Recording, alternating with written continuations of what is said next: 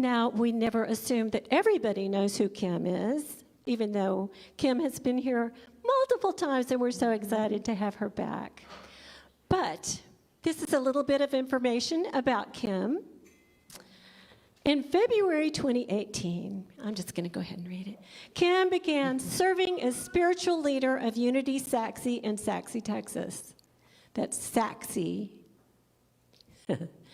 That same year, she also realized that for 3 decades, she had been unwittingly crafting a modality of skills which transformed her life, and once governed by chaos and feelings of unworthiness, to one of peace and self-mastery. Her ministry then expanded to shepherding others to inner sanctuary through her healing modality and working for world peace through her movement called 8945 for Peace. You can find out more about Kim at thecalltopeace.com. And I'm going to turn it over to Kim, and she's going to talk about peace.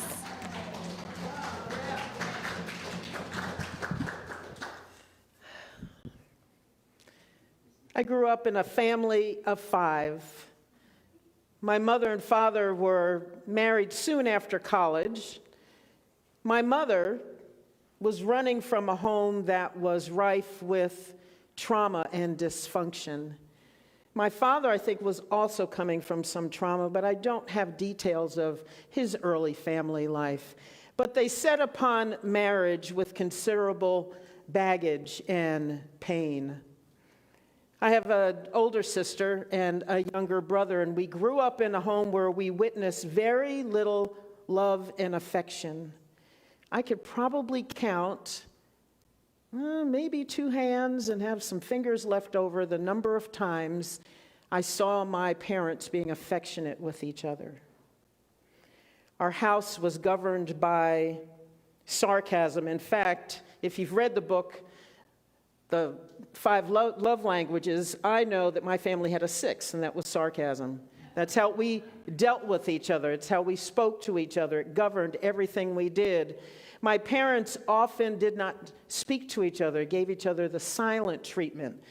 And so we walked on eggshells all the time. My mother just wanted us to, don't make your father angry, or, if he's doesn't look like he's in a good mood, let's just kind of tread lightly, because we don't want to, God forbid, we talk about anything or resolve any conflict, or to ask each other, what's going on, and why are you feeling like this, and what can I do to help? So that affected all of my life, my siblings' lives. In fact, I am the only one out of the 3 of us who married, and I waited until 44 to get married because I knew I didn't want my parents' marriage.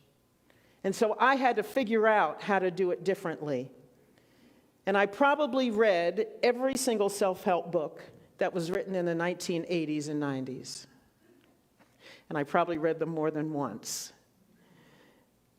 Because I needed to know what love looked like. I wanted to know what peace looked like. I wanted a peaceful home. I didn't know what that was, but I knew what I didn't want. I knew what I didn't want. So by the time I got married at 44, God bless my husband, he puts up with quite a bit. And in our early years, I had to learn how to be with someone peacefully.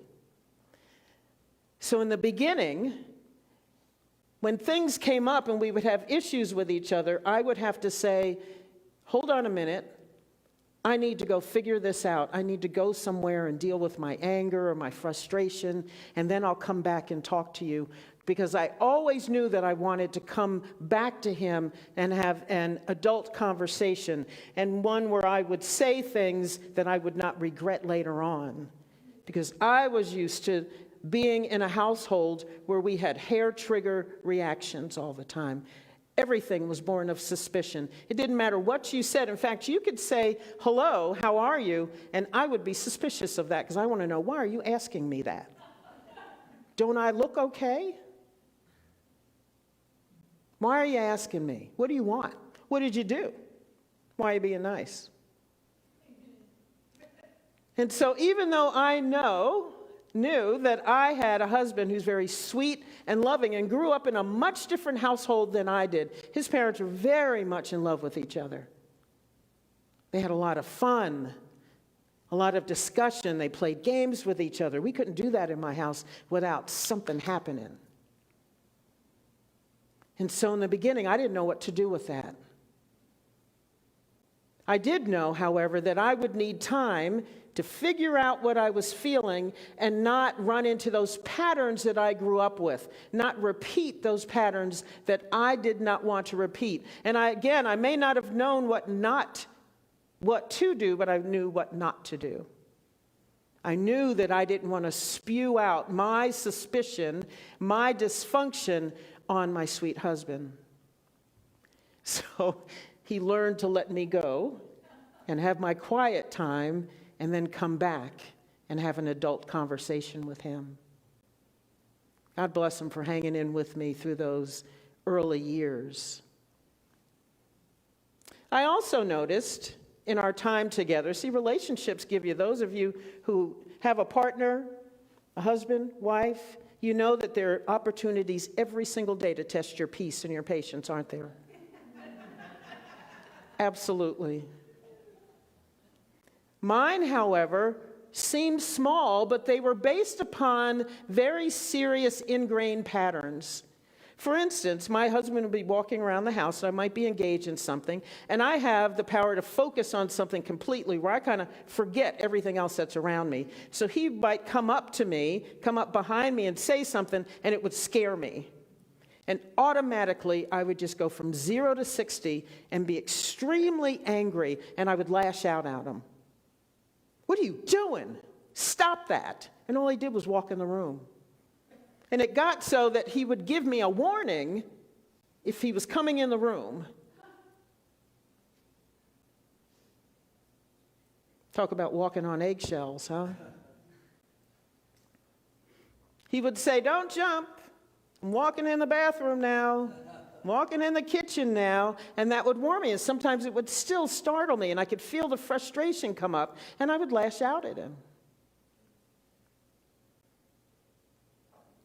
I also noticed that it's not unusual for him to ask me a couple of times during the day, "How are you doing?"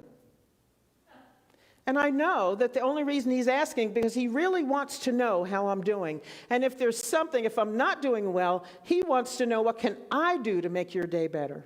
I know that about him rationally. My patterns, my ingrained patterns, don't know that about him.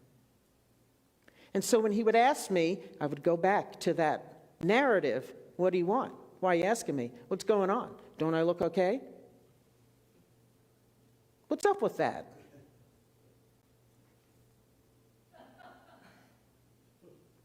And I'm certainly not in my peace then. In 2019, I was in a class at Unity of Houston taught by the wonderful Reverend Michael Gott. And one of our tasks was to go outside and to find a peaceful place. Again, here we go with the peace thing. And we were to commune with nature and listen for a message. Listen for a message. And that's when the Peace Initiative was inspired within me, 8,945 for peace. The peace studies of the 70s and 80s reveal that there is actually a formula for determining the number of people that can affect a population. The square root of 1% of that group. There are currently 8 billion people on the planet. The square root of 1% of 8 billion is 8,945 people.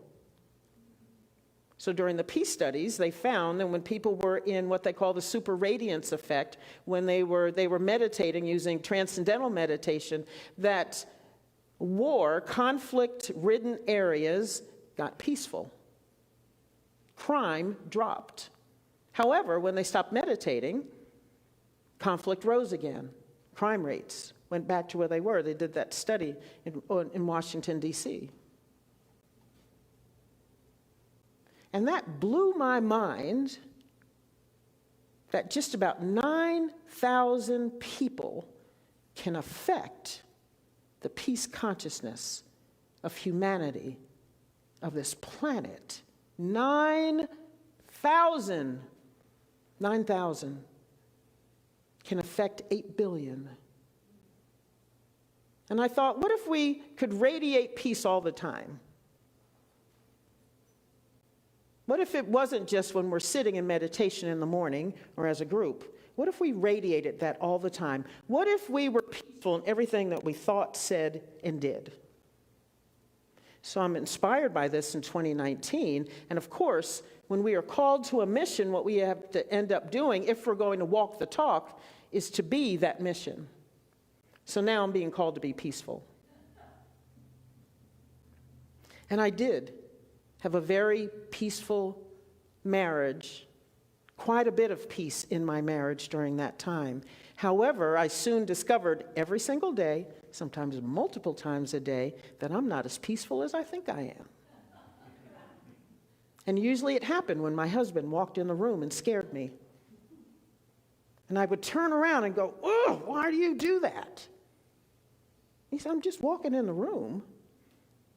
Very simple thing, but again, my patterns were so ingrained that it just inspired this anger in me. And I had to figure out what to do with that, because I don't want to be spewing that on him or on anybody. And also, I'm not peaceful as I'm in my anger and frustration and suspicious of him. It's not him I'm suspicious of. It's just that pattern showing up again and again and again. So I taught myself to take a deep breath.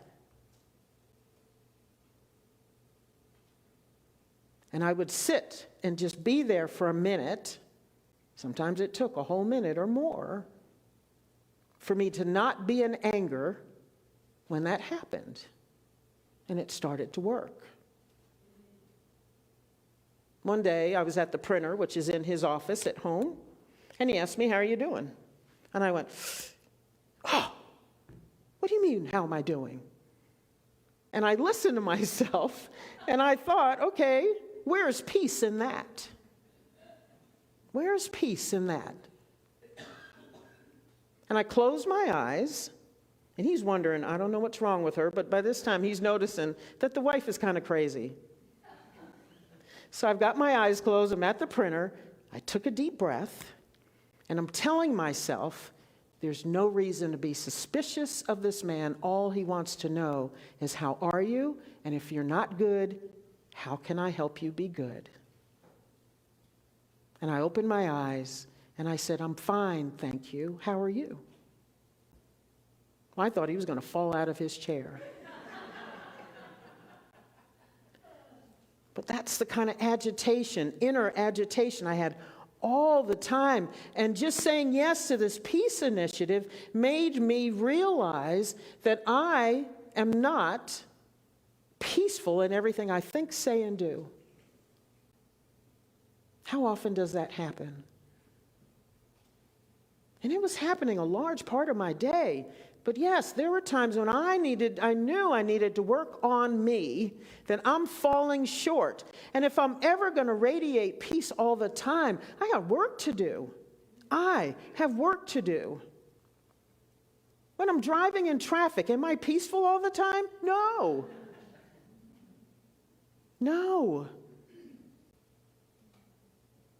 How many times does somebody cut you off in traffic, and either something comes out of your mouth right away, or your hand speaks for you, and you think something unkind? Can we start to be peaceful when someone cuts us off in traffic? Now I stop myself and I think perhaps there's an emergency. I've had to make one of those drives to the hospital because I've just heard that somebody, a loved one, has had an emergency. I've done one of those drives, and I know that you're not thinking, because all you want to do is get there. Get there. And so you're oblivious to every other thing. What if they've just had a bad day? What if they're angry? What if they're upset? What if they're just a bad driver? Does it matter? Because I'm not at peace if I'm flipping them the bird, or I'm yelling something unkind, or even if I take a split second as I'm passing them, again, because I got to get up there and I got to one-up them now, and I'm staring at them outside the windows, if that's going to solve anything. I'm not in peace, and neither are they. And consciousness matters. That's what those peace studies proved, that consciousness matters. There's a ripple effect to everything that we think, say, and do.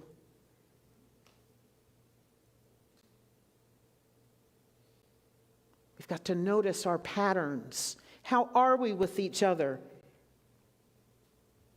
We're now at the beginning, well, I don't know, it seems like we're always in an election cycle, aren't we? We can just have an election, we're already thinking about the next one. Because you're either mad at who just got elected, or you're mad at the people who voted for the person you didn't vote for. And so now here we are again in an election period. We're prepping. The hype is already up. The hype has already been there. It seems like we always have hype, don't we? And here we are again. And the rhetoric and the narratives are all over the place. Can you be an instrument of peace during this election period? How many of you have lost friends because they voted for the other guy? How many of you are now estranged from family members because they voted for the other guy? How many of you will not sit with people because they like the other guy?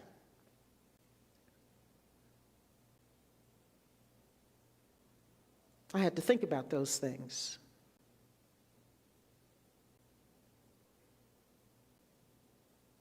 Because if we are all one love, then what? Is it lip speak? Or is it truly something you believe and express? It's easy to say the words. It's easy to say, yes, we are one love, one humanity, and I believe in prosperity for all, peace for all, harmony and unity, inclusion. Do you only include those that you like or agree with? Is your idea of diversity narrow? Do you wish love and peace and goodness for everybody, no matter who they are, how they pray, how they vote, where they worship, where they came from, what their background is, where they work, how much money they have or don't have, where they live? How many of us are just saying the words like in the Charlie Brown shows, wah, wah, wah, wah, wah, wah, wah? Is that what's coming out of your mouth, or do you truly live what you say? Can you be at peace with yourself and in all of your relationships, when you go to work, at the family reunion, and those patterns come back up, and then you become the younger sister or the older brother, and you're bullying each other and can't have an adult conversation, a loving conversation. We have to get past tolerance, people, to love and peace. But that demands that we be at peace within our hearts. We have to do the work inside so that we can affect the consciousness of the world positively. I'm serious about that 8,945 people. And in order for me to be one of them, I have to live it. I have to figure it out. I have to evaluate everything I think, say, and do, and ask myself, am I expressing peace in this moment? And if I'm not, what is my work not your work. Because so often we say, well, if they would change, everything would be okay. If you would just vote for the right person, then you could come over again and we could be friends.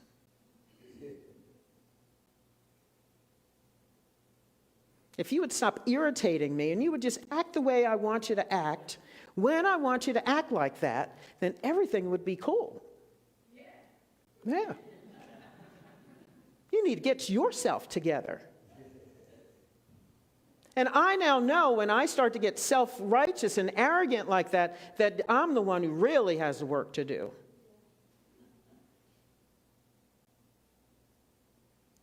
And my first job is probably just to be quiet, stop talking, stop spewing my stuff on other people. How many of us go there without thinking?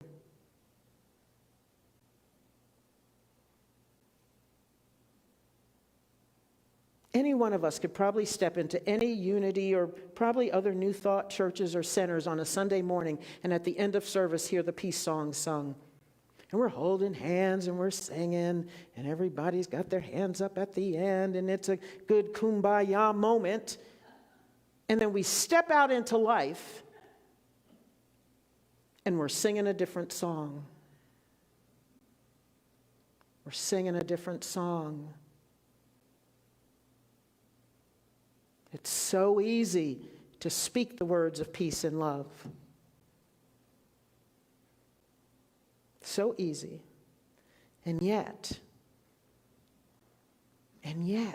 we can get to that 9,000. 9,000 people. There's more than 9,000 people in Farmers Branch.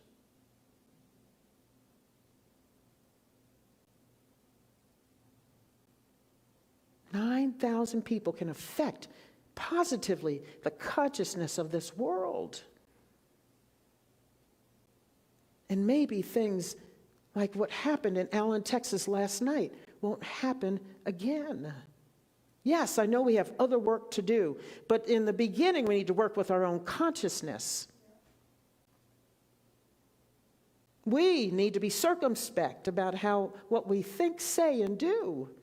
Because it all starts with a thought. Everything starts with thought. And so we need to get to the root of the matter, which is, what are our patterns? What do we believe about ourselves, about our lives, about the world, about God, about whatever? What do we believe, and are we walking the talk? If you got baggage, are you willing to fix it? I had to go back and look at my family of origin, look at that life, the way that I was raised, look at my parents as human beings, which is sometimes frightening to do because you think, they walk on water for a time, then you go, oh gosh, there's some stuff. And their stuff is my stuff. Their stuff is probably my stuff. And what am I going to do about it? And it took me years to work on it. And as I've been telling you, I'm working on it still now. Now. But I'm more of an instrument of peace now than I was even 6 months ago. Because I continue to do the work. I continue to work on my consciousness. I continue to work on my belief systems. I continue to work on the baggage. And we all know that once you work on the baggage, once it doesn't end there, because you'll end up working on it on a different level at some other time. Because we are always in the process of expansion and creation. Always. There's always a higher calling. There's always next level. There's always something else to go to. Spirit is always calling us forward. And so every time when I think I've made it and I can sit on my laurels and think, I'm good. I'm real peaceful. I'm radiating peace all the time. And that's the time when the printer's not working, when I need it to work, because I'm in a hurry. That's the only time my printer doesn't work, is when I'm in a hurry. And I used to lose it every single time. I'm fussing, I'm shoving that drawer into the printer. I'm walking around, I'm sweating, my blood pressure's up. Why is the paper jamming? How come we're out of ink every time I need to print something? And I'm just walking around fomenting all kinds of trouble over a printer. Over a printer. We got to do better. We have all kinds of examples about how to walk this talk. Anthony Ray Hinton spent 30 plus years on death row for a murder he did not commit. And he found peace on death row.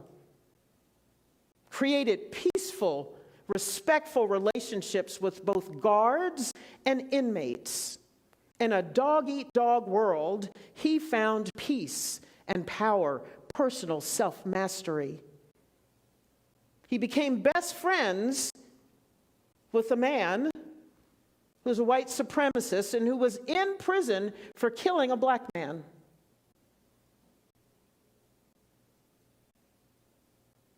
He and Anthony Ray Hinton became best friends. And that inmate's family disowned him and totally ostracized him when they found out he was friends with a black man. It changed both of their lives. And Hinton was eventually released. He was found to be innocent of that crime, but it took 30 plus years to get there. He found peace. Charlotta Evans of Colorado, her 3-year-old son was shot and killed in a drive-by shooting. She became friends and adopted the young man who shot her son. And that young man is now her family, her adopted family. She found peace with someone who took her 3-year-old son. Viktor Frankl, Edith Ava Eger, Holocaust survivors, found peace within that horrific experience of the Holocaust and came back out more powerful and more peaceful than ever before. And they have changed the lives of millions of people through their work.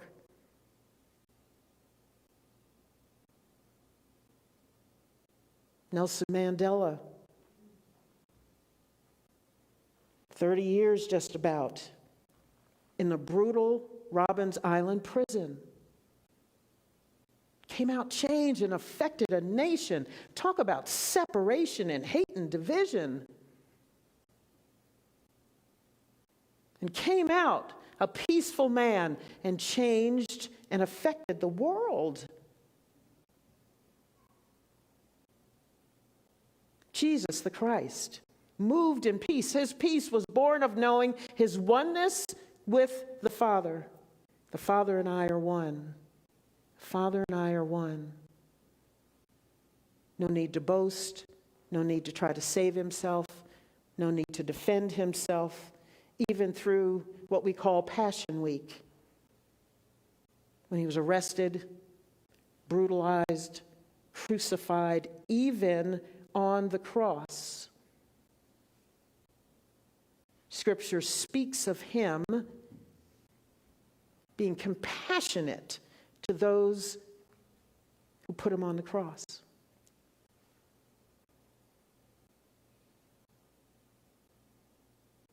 Jesus said, "Peace I leave you, my peace I give you." Not just anybody's peace, not the peace of the world. He said, "My peace I give you." That same peace that is born of that oneness, that one love, one love, one love. And when we truly, truly express and believe and think and say words of love, one love, on a consistent basis. Yes, is it a high calling? Yes, indeed. And are we capable? Yes, indeed, for we are unique expressions of the divine. We are that one love. We have to know it, we have to embrace it, and we have to express it. You are already that in pure potentiality. And how often do we show up as less than that? How often? We can do this. We can do this. But we have to know that. And we have to be willing to change. We have to be willing to grow. We have to be willing to do the work to get peaceful ourselves. To be truly, truly peaceful of each other. To go beyond tolerance to true love and peace. We have to say yes to that. And then every moment when we have those opportunities to show up in our divinity, we have to say yes again every single moment. Are there days when I get tired of it? Yeah, because some days I just want to say that thing. I just want to hit back.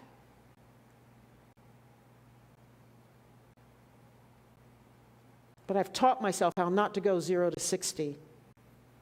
Sometimes I go 0 to 15, 0 to 20, especially if I'm tired. I know I get triggered when I'm tired. So I try not to be tired. I try not to be overwhelmed. That's part of my work. So what do we choose? Do you choose peace and love? How do you truly want to live? And do you truly want to affect this world? Because as each person gets more peaceful, the planet will be more peaceful. A lot of people now are saying, oh, we got to do more and pray. And do we? Yes. But most of the work we have to do is ours. Yes, we need to continue to pray. Yes, we need to continue to affirm that we can have a peaceful planet and a peaceful world, and that all of us can live in prosperity and have access to all the goodness there is in this world. But there's work to do. And as the Quakers say, you pray and you move your feet. And you make it your goal every single day to be love and peace in everything you think, say, and do. So that's my invitation. Come with me. Let's walk this journey together. Because it's a whole lot easier to work and to do that when we stand as one. And then we attract others into that because they say, I want to do that. Look at these people are radiating something I want to radiate. And we become the attractive force, not the negativity, not the crime, not the bad news. We become the attractive force. And we start to change the world, one heart at a time. Let's take this into meditation. Let's take a deep breath. Breathe it in. Breathe it in.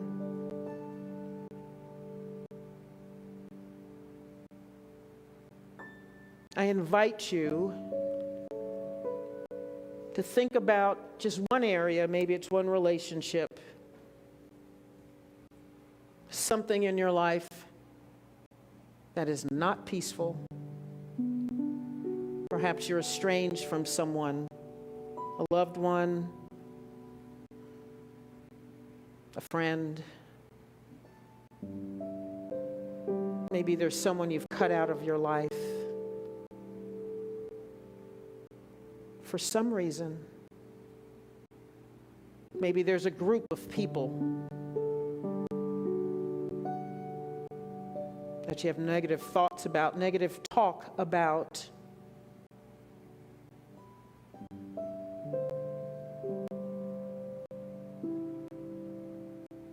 Maybe you can't stand going to work. You got a coworker, a supervisor who makes you grit your teeth every single day. And I want you to see that circumstance or that person now in your heart of hearts.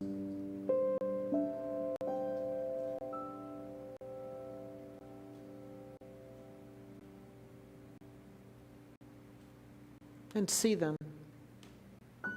And if you can, see them with love.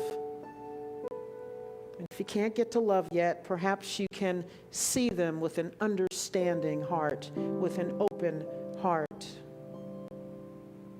Be willing. Just crack that door open and be willing.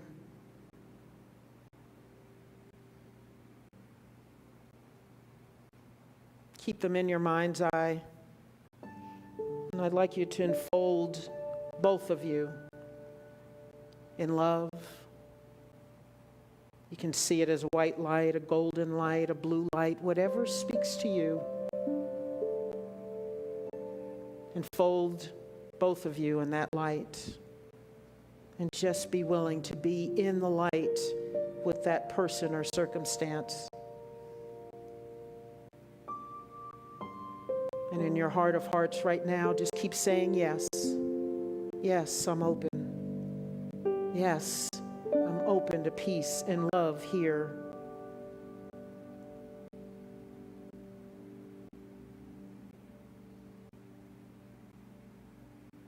And as you are open,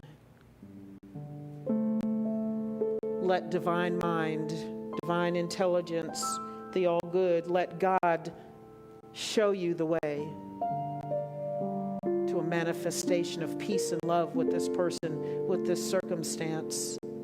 Just be open to whatever inspiration comes.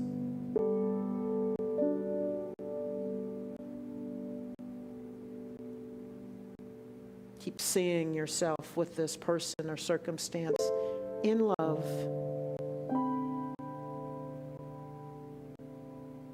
Just be open. Just crack the door open. That's all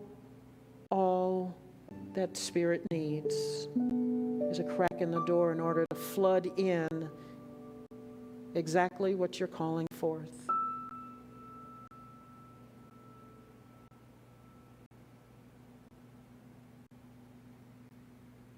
And say, yes, I'm willing. And as you leave here today, if you still need to work on that, continue to say, yes, I'm willing. Yes, I'm willing to call in love and peace here with this person, with this beloved soul. I am willing to be one love.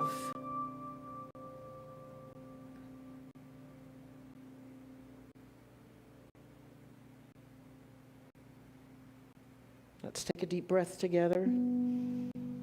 Exhale. Let yourself relax. Let yourself be open. Keep breathing, keep breathing. And as we breathe, we are divinely inspired. Let that peace and love flow through every cell of your body. Imagine it moving through every vein, artery, capillary. See that love and peace flooding from your toes to your head.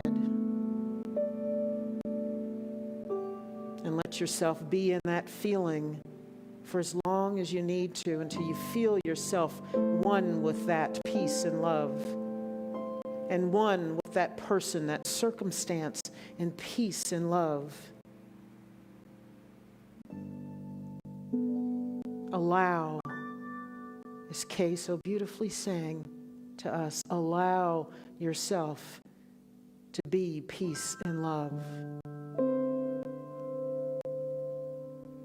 Let's take a deep breath in one more time together. Inhale, exhale, and repeat in your heart of hearts, I am peace and love.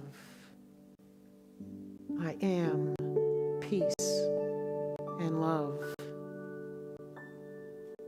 I am an instrument of peace today and always, in every moment, in every moment, in every moment. And so it is, and so it shall be. Amen.